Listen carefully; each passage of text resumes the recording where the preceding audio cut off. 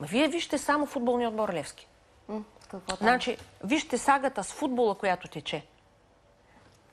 Вие имате футболен отбор Левски, в който запалянковците казват под сурдинка, и това вече тече от месеци по медии, че знаят кой е собственика, но не искат да го назоват на глас.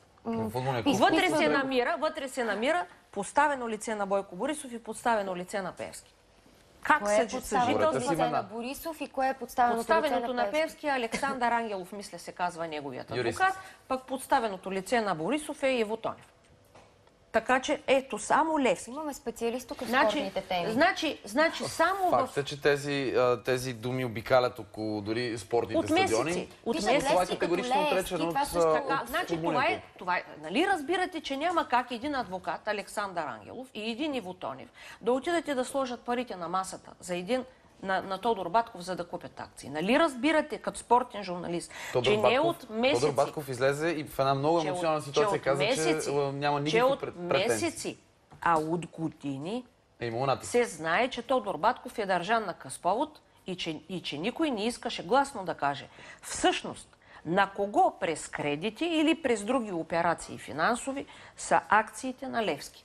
Тоест, вие казвате, че Пеевски и Борисов управляват Левски и тъй като хванахте темата с спорта, чисто любопитство. Има ли политика в ситуацията, която се развива в ЦСКА, стигна ЦСКА до едно дъно чисто в футболно отношение, до аматьорско ниво? И там не има политика.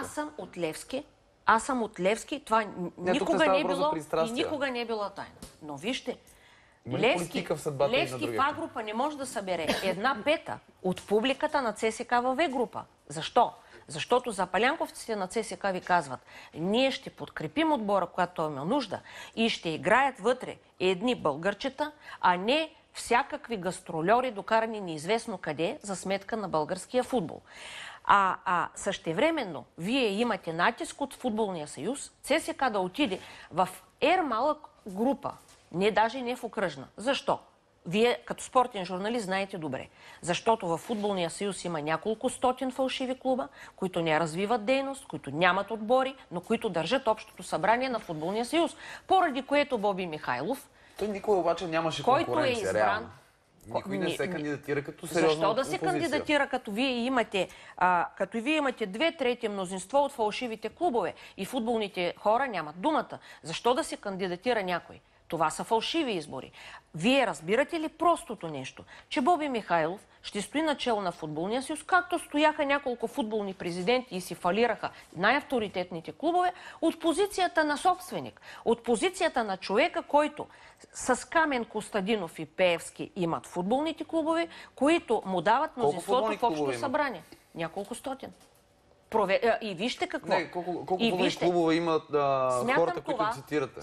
Само Левски е политически зависим? Смятам това, не е цялата система, но Левски е очевадно политически зависим.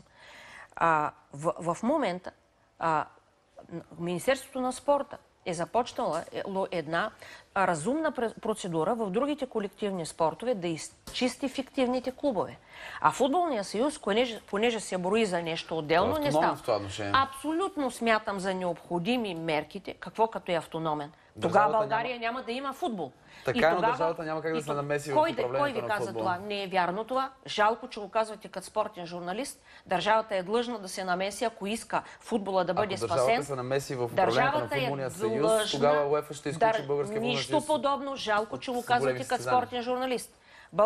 България трябва да си въведе законодателство, което е като испанското и като гръцкото, където футбол... Аз казвам, в момента не може да влияе. Държавата да влияе, аз не ви говоря да хванете единия президент за ушите и да вкарате друг. Законодателни промени са необходими.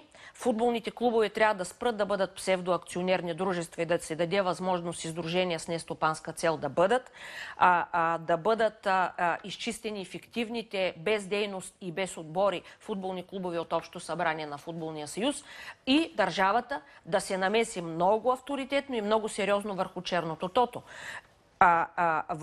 Ако вие подредите тренировъчни процеси, ако успеете да регулирате колко българи, колко чужденци ще играят и ако вие успеете да се справите с тая корупционна машина, която използва футболни агитки за политически цели, вие смятам, че след 3-4 години ще имате видими резултати и на ниво национален отбор. Това е абсолютно необходимо.